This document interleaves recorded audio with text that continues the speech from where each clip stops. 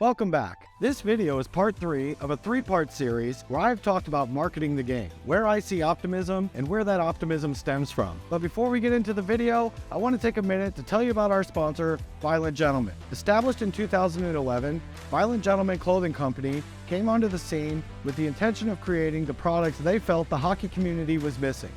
Timeless hockey apparel and accessories built for fans and players, regardless of what team you cheer for. I couldn't be happier having Violent Gentleman on board. Please go to their website and check out all the latest design. And with that, let's get into it.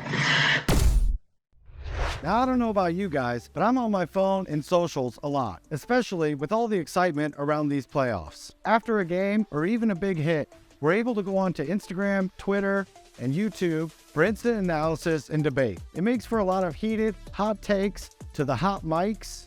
Matthew Tkachuk's giving it with Thomas Nosek here. They've been going at it for about 35 seconds. To Will Ferrell's war paint. What teams punch their ticket to the second round. It's all been covered extensively. These content creators are exponentially increasing the excitement around the game, showcasing compelling storylines, and in a lot of cases, attracting new fans. There are several accounts that I really like, and I thought it'd be fun to share that list with all of you. I find myself scrolling on Instagram, aimlessly, peppering the app with likes before, during, and after the games, especially during these playoffs where my feed is littered with nothing but highlights and statistics. It is amazing how active all of these accounts are when we're most hungry for the information. I love accounts like Bar Down, 1929 Hockey, Daily Dose Hockey, Open Ice, Scrim Hockey, fun anytime accounts like Hockey Fights, 90s Hockey Cards, top NHL memes, or even the guy Tyler Hopkins, who's on his way to visiting every NHL arena. And of course, I love the podcast too. Long-form conversations, all of the interviews, and the classic stories. Amazing podcasts like Spittin' Chicklets, Empty Netters, 32 Thoughts, the Steve Dangle podcast have all set the pace. But I've found myself most engaged by hockey YouTube creators. Almost all the creators I mention are independent of the NHL. The Buffalo Sabres being the exception has been incredibly entertaining this year. If you have not had the opportunity to see Jeff Skinner, the 13-year NHL veteran, former 7th overall pick, do his segment Between Two Stalls, you're really missing out. What's your favorite thing about Jeff Skinner? Wow, that's a great question.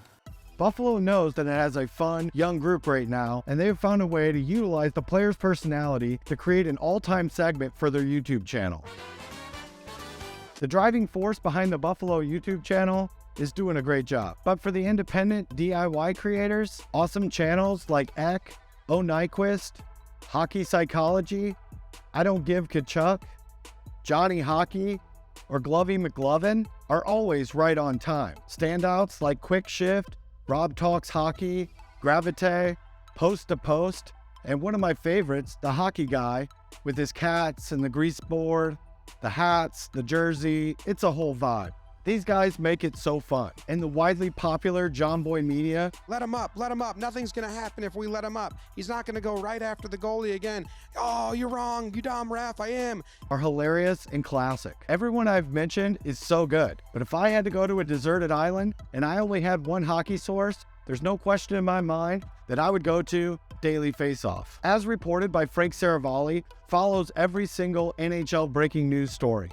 And he delivers the most comprehensive coverage too. And he's not afraid to get into the weeds when the time calls for it. Daily Faceoff has the most complete NHL media approach. They have the live show, Daily Faceoff Live, and the podcast, The Rundown with Saravalli and Gregor. In one word, I would describe the Daily Faceoff team as prolific. Mike, Tyler, Matt, Steven, Colby, I know there's a couple more of you guys over there. You all deliver highly professional and reliable content. The fact is, Daily Faceoff checks all the boxes. If you're a casual fan, or if you play fantasy hockey, or if you're a YouTuber. The website is league-wide and always up to date. The starting goalies tab, they have the line combinations tab, they have a Bedard watch tab. So why don't they receive the viewership or the market share I might expect? Is hockey YouTube all kids? Do I have to say Bud or Sally in every other sentence? Maybe just quote Letterkenny over some highlights? Tarps off, boys. The flow in the snow, boys.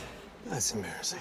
Daily Faceoff creates the most consistent NHL content, delivered at the highest level on YouTube. I have 2 honorable mentions, mainly because they're websites, but websites I use when researching for my videos. Hockey DB, which is the best archival site you can find. They have everything there. I encourage you all to check it out. And the second is Cap Friendly, which makes sense of what team presidents and general managers have to look at on a daily basis. And you know what? Another great tool is the NHL hockey game. Chell. Updating the rosters and playing in GM mode can give you incredible insight into roster construction. And on a final note, I want to ask all of you to invite a new fan into the game. Turn on the TV, tell them why you love the game. They're going to love it too. There is a barrier to entry, and we could all do better to show support for the game that we love. In my next video, I plan on showcasing an individual team. Down in the comments, you can let me know if you guys have any suggestions. Right now, I'm leaning towards the Seattle Kraken. Please make sure to like, subscribe, comment, share, all the things. Check out some of my previous videos, check out Daily Face Off, and I'll see you in the next one.